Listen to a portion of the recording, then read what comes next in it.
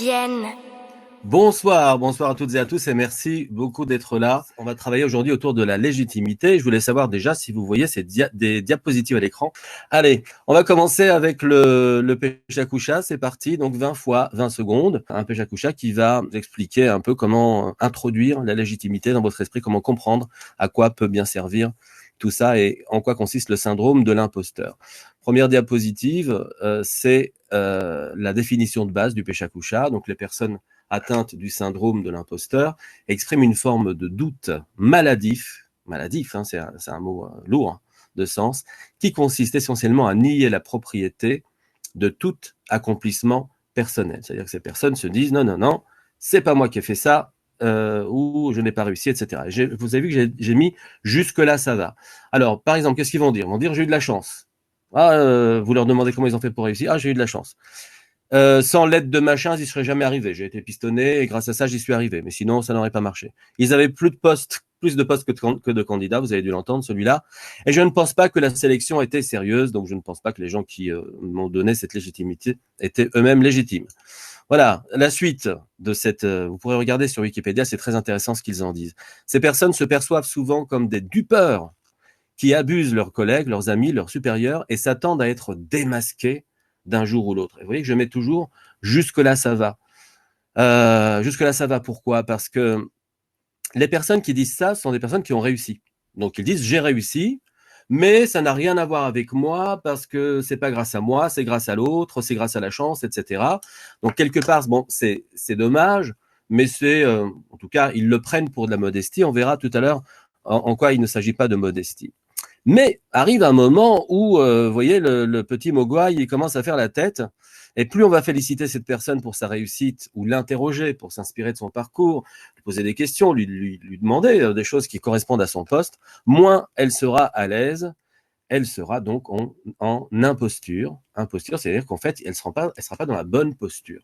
Et un beau jour, je pense qu'il y a beaucoup de gens qui savent déjà ce qui va apparaître sur l'image suivante. Faut pas faire miam miam après minuit, puisque après minuit, voilà ce qui risque de se passer.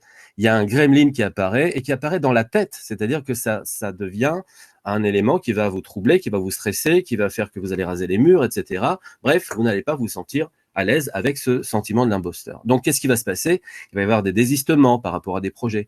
Il va y avoir des désengagements, c'est-à-dire quelque chose de beaucoup plus important qu'un simple désistement. De la trahison, de l'agressivité, etc. Des choses que vous ne souhaitiez pas faire, mais l'imposteur qui s'imaginait imposteur devient véritablement un imposteur à cause de ce sentiment qu'il a somatisé d'une certaine façon. Nous avons décrit des cas de réussite. Tous les imposteurs, heureusement, ne se transforment pas en gremlin. Et heureusement, la chance continue. Donc jusque-là, j'ai envie de dire que ça va. Les gens ont réussi. Le gremlin n'apparaît pas systématiquement. Ok, tout va bien. Mais il peut y avoir aussi de l'imposture avant le succès, c'est-à-dire avant de dire j'ai réussi grâce à ceci, cela, etc. Il va y avoir la même chose, de la résistance, du désistement, des actes manqués, des lapsus, des balles perdues aussi pour l'entourage, et une certaine somatisation, c'est-à-dire qu'au fur et à mesure, vous allez les personnes qui sont atteintes de ce syndrome en deviennent malades. Donc, cette maladie se transforme en quoi? Elle se transforme en peur, en une espèce de phobie de la réussite, puisqu'ils ne veulent pas réussir, puisque s'ils réussissaient, ils seraient des imposteurs.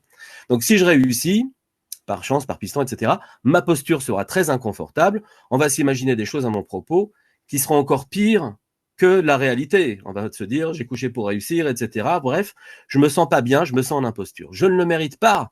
La chance tourne, un jour, ça me sera retiré, et donc, comme je ne le supporterai pas, il vaut mieux ne pas vivre dans les affres d'un mensonge. Il vaut mieux ne pas vivre des choses qui vont nous rendre heureux, qui nous seront retirées plus tard à cause de cette imposture.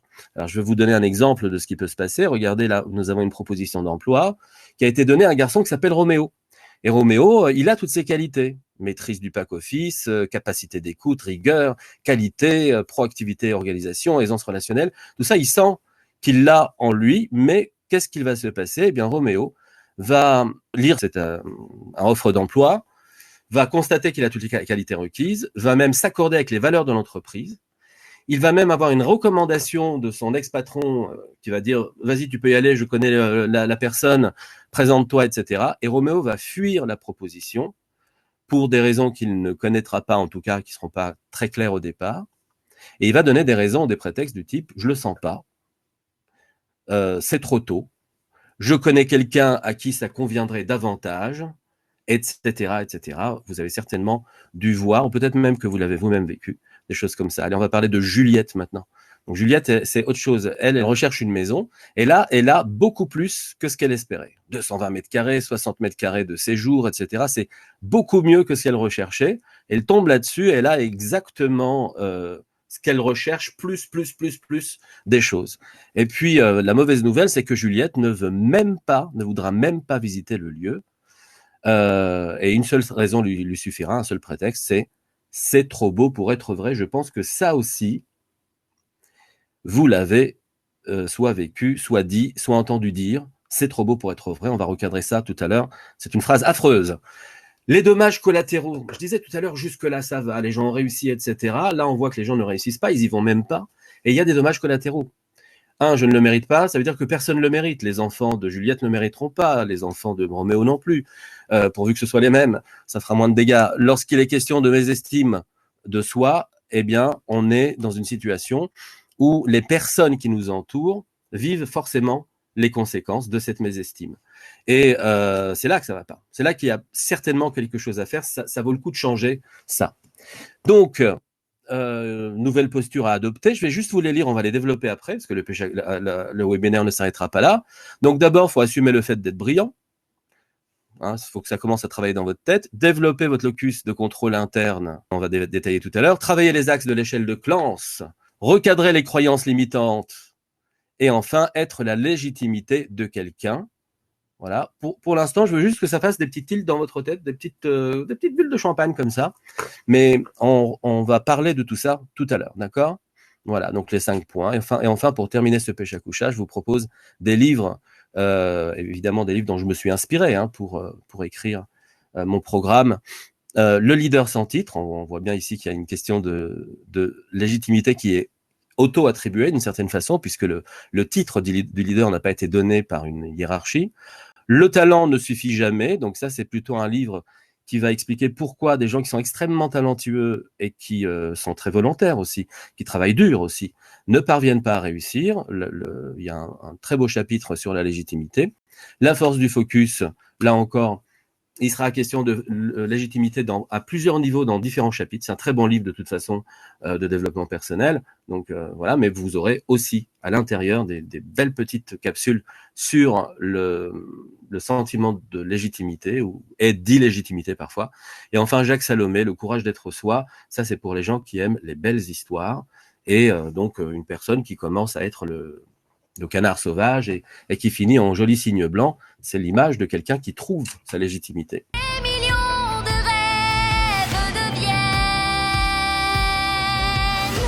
oui, des millions de rêves deviennent